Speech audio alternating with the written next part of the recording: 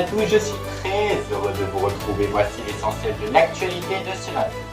Plus de 12 millions d'écoliers ont retrouvé les chemins de l'école ce 4 septembre avec plusieurs changements cette année qui auront lieu dans les établissements scolaires.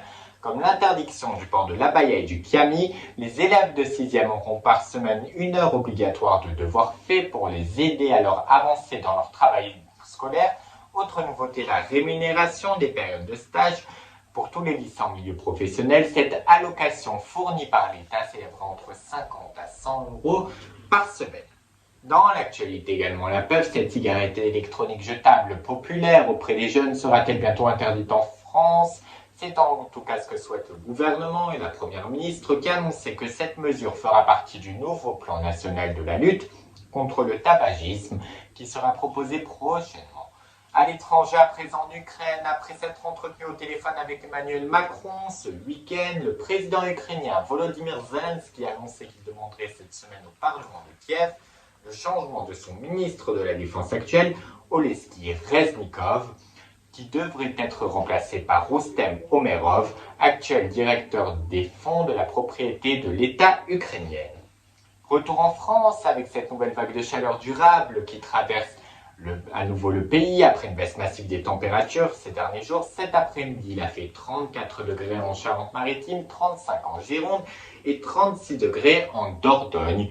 Ces températures qui sont à nouveau élevées et qui devraient continuer toute cette semaine. Le président des Restos du Cœur, Patrice Douré, a annoncé hier que l'association créée par Coluche en 1985 est actuellement en difficulté financière, notamment pour cause de l'inflation qui touche le pays depuis de nombreux mois et devra cet hiver malheureusement réduire. Le nombre de ses bénéficiaires d'environ 150 000 personnes pourrait être touché par ces difficultés d'argent.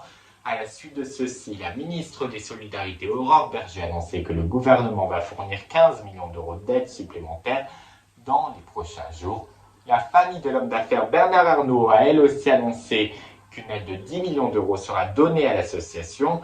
Et puis je vous rappelle que vous aussi vous pouvez aider les restos en faisant un don de 5 euros en envoyant don DON au 9 24 24 ou en espèces en vous rendant dans l'entrepôt de collecte le plus proche de chez vous. N'oubliez pas, on compte sur vous.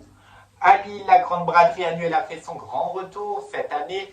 Environ 2 500 000 personnes se sont donné rendez-vous pour visiter ces magnifiques 80 km d'étal.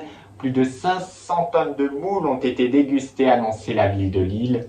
Ce samedi après-midi, un record a même été battu, celle de la plus longue chenille du monde. 4 623 personnes ont défilé à la queue leu-leu dans cette si belle braderie qu'on affectionne tant et tant.